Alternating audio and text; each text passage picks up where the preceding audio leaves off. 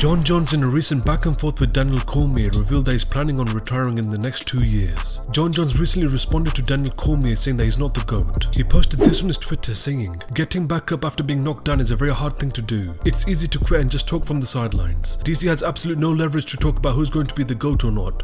#facts. Daniel Cormier responded back saying, "Dummy, after I lost to you while you were on PEDs, mind you, I won back the 205 title, then won the heavyweight title, then back surgery, then Stipe beat me 2 times. Sure sounds like quitting, huh? I'm 41 years old. Let's see what you're doing at 41, you loser. I can't wait." Jon Jones responded back saying, "Is that any way to talk to your superior, Daniel? By the time I'm 40, I'll be about 5 years into my retirement. That's what happens when you win big ones. Who knows, maybe you'll be the best high school coach who ever lived. Pulling for you, buddy." A 5-round welterweight bout between Kamaru Usman vs Gilbert Burns has been targeted for UFC 258. Kamaru Usman is coming off a unanimous decision win over Jorge Masvidal, and Gilbert Burns is coming off a unanimous decision win over Tyron Woodley. A 5-round featherweight bout between Max Holloway vs Calvin Kattar has been targeted for a UFC card on January 16th. Max Holloway is coming off a split decision loss to Alexander Volkanovski, and Calvin Kattar is coming off a unanimous decision win over Dan Ige. A 3-round middleweight bout between Uriah Hall vs Chris Weidman has been targeted for a UFC card on February 2021. Uriah Hall is coming off a TKO win over Anderson Silva, and Chris Weidman is coming off a unanimous decision win over Amari Akhmedov.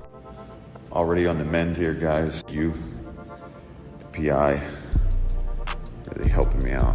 Although, I don't think I ever want to look at a sauna for the rest of my life, but if I stay at 155, we will. Everything's feeling good. My face is a little banged up, a little busted up. Cat's out of the bag. I'll be working Tuesday Night Contender Series. This is best case scenario. As much as I miss Christine, Ashling, my mom, and everybody back home, I very rarely in my life do I get to recover with this kind of technology and stuff like that. So I'll be back to training and back up and running much faster now that I've had a few days. Decompress, be by myself with my own thoughts, and really evaluate what I want to do. And right now, all I can think about is training and getting fit, still racing this triathlon. Mike Perry on the UFC Unfiltered podcast speaks on his preparation leading up to his fight with Tim Means. Yeah, I like it.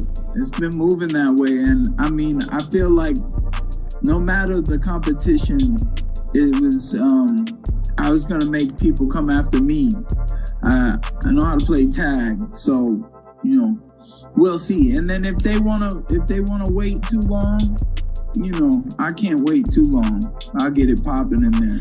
But now, the way I've been preparing myself and mentally and everything, physically, is like, I'm prepared for, like, to be comfortable under any circumstances. So I don't care whether no one's there, whether screaming fans is there, you know, people. I got strategy to what I'm doing. And I have an idea of how it will play out already with cornermen this time, and like, you know, just what's said and who's gonna react to what. And I believe I'm already playing off of that in my head. So, you know, and another thing is that I wanted to say was that I feel like this is the first time in my life I'm getting in here 110%. When you're pushing and someone's pushing you every day and this, and you're listening to these guys all the time, you know, you hurt yourself. So getting in the ring with no injuries is gonna feel great. Hello everybody, in the south of God, I'm still training like a challenger, you know? Thank you God for everything. I say, you need to follow me. And if you want to know what I do, you need to go to the VIP Franks. God bless you. Síganme en la VIP, amigos. Y ahí pueden estar al día, van a estar al... What's up, everybody? Just a little update with me. What's going on, man? Everything's good. You know, back home now. Started training again today. No lingering effects, you know, so you guys can expect to see me back in there as early as January. Kenny Florian on the Anick and Florian podcast gives his thoughts on Paul Felder's performance against Rafael dos Anjos. Well, I would say that Paul did a good job of getting back to his feet. I think it's there. I think he would have been able to be more effective in doing that, especially a little bit later in the fight. You know, you know, in a lot of ways, I think it's cool that Paul was able to be that effective, having not been in an MMA gym for 4 months. That's pretty insane. Yeah. Obviously, I just got back to training a little bit. I took about 6 weeks off, and I felt like my grappling was completely off. You know, the timing, everything. That's 6 weeks, okay? And I'm not a professional fighter anymore. So I think it certainly makes a difference when it comes to your grappling. If you're not on the mat all the time and training sharply, it's going to be hard to be that quick with your decision making, sharp with your movements, all those things. I think that's where Felder could have been way more effective as far as getting back to his feet, staying there. But I thought that footwork wise also, you know, when you're not able to strategize and plan and give your body the ability to get those repetitions in and keep that fight in the center of the ring a little bit more, I thought that would have aided him. He was backing straight up against the fence, which I think hurt him. And of course, that's what RDA is known for, that pressure of getting you up towards the fence. But all things considered, it was still an amazing performance from Felder. He is one of the toughest dudes in the UFC. He was effective, but just way too much from RDA. Where's the competition attitude? Anyone, anywhere?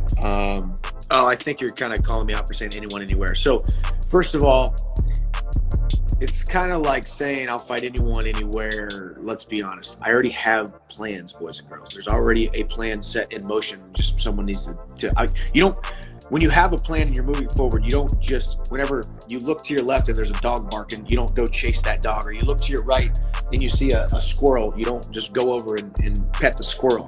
When you're walking in a certain direction, you keep your eye on the prize, you stay focused. So y'all are just a little bit irresponsible with your expectations.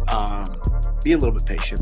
So on top of that, I want to talk to you guys about things that I do that help me get through times where I feel like I'm a little flat and not motivated. And again, I'm no expert, so I'm not going to give you guys tips on how to help with mental health, but I'm going to show you what works for me, and maybe you can make it work for you guys. And one key thing that is being busy. Keep them busy, but you don't want to just be busy doing nothing. You want purpose to things you keep them busy with. And for me, obviously it's training and eating healthy and things like that. So I set big goals, right? I want to be world champion and things like that, whatever. But don't just have big goals. Have little goals that's going to work your way to them big goals. So each day I'm ticking off these goals, and now I'm one step closer. Each day I'm a step closer to these big goals. So I had purpose in every day. I had purpose in the gym, purpose with my meal, little things like that, whether I'm present with my family, just little goals that's going to work my way to these big goals. Hopefully that helps.